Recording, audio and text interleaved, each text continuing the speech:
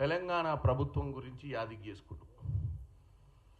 చేస్తే చేసిండు యాదికి ఏదైనా మంచి మాటలతో చెప్తే బాగుండు. ఏం చేస్తున్నామో సగం తెలిసి తెలియని ముచ్చట్లు చెప్పుకుంటా రాష్ట్రంలో అక్కడున్న ప్రజలకు అవగాహన లేదనుకొని అక్కడున్న ప్రజలకు వాస్తవాలకు దూరంగా ఉండే విధంగా మాట్లాడటం జరిగింది.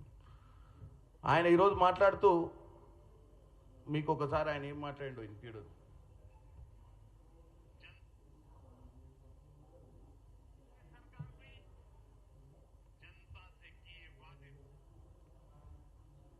ఒక్క నిమిషం అని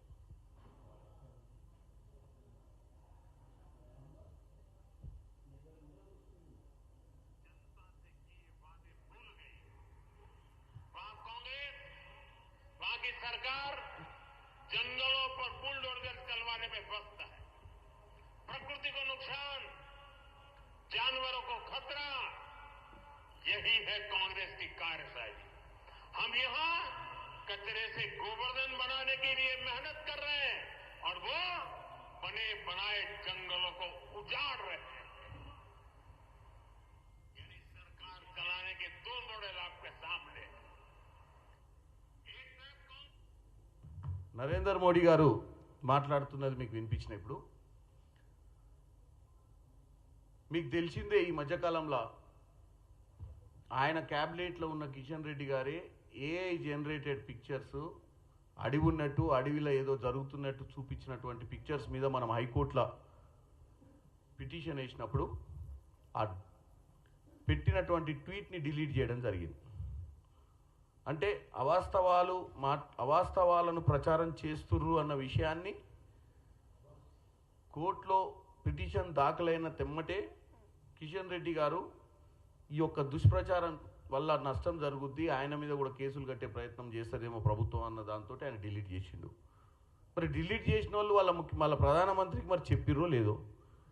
ఏమని ప్రధానమంత్రి గారు ఇప్పటిదాకా జరుగుతున్న ప్రచారం తప్పు, ఈ వాట్సాప్ యూనివర్సిటీలల్లా ఈ సోషల్ మీడియాలల్లా జరుగుతున్న ప్రచారాన్ని తెలంగాణలో కోర్టు కేసు ఫైల్ అయింది, మనం దాని గురించి వాస్తవాలు తెలియకుండా మాట్లాడొద్దు అని చెప్పే ప్రయత్నం కిషన్ రెడ్డి గారు చేసినట్టు లేరు. ఈయన ఆవేశపడిపోయి ఇలా హర్యానాలో ఇస్సార్లో ఏదో ఫ్లోలా అక్కడున్న ప్రజల్ని తప్పుదోవ పట్టించే ప్రయత్నం చేస్తున్నట్టుగా క్లియర్గా కనపడ్డది. ఒకటి, కంచ గచ్చిబౌలి భూముల గురించి ఆల్రెడీ సుప్రీంకోర్టులో ఉంది. సుప్రీంకోర్టు నుంచి సెంట్రల్ పవర్ కమిటీ ఒకటి వచ్చి ఇక్కడ ఉన్నటువంటి వాస్తవాలు తెలుసుకొని పోవడం జరిగింది. అసలు ఈ భూమి ఏంది, ఈ భూమి అడవి భూమా, ఈ భూమి ఎస్సీ భూమి అనేది నిజ నిర్ధారణ చేసుకోవడానికి అసలు వాస్తవంగా అక్కడ అడవి ఉండేనా, గతంలో ఏముండే, ఇప్పుడు వాళ్ళు చూపించినటువంటి విజువల్స్ అన్ని కరెక్టా రాంగా అనేది ఫిజికల్గా వచ్చిర్రు, చాలామందితో మాట్లాడిర్రు, నేను కూడా పర్సనల్గా వాళ్ళని కలిసి చేయడం జరిగింది.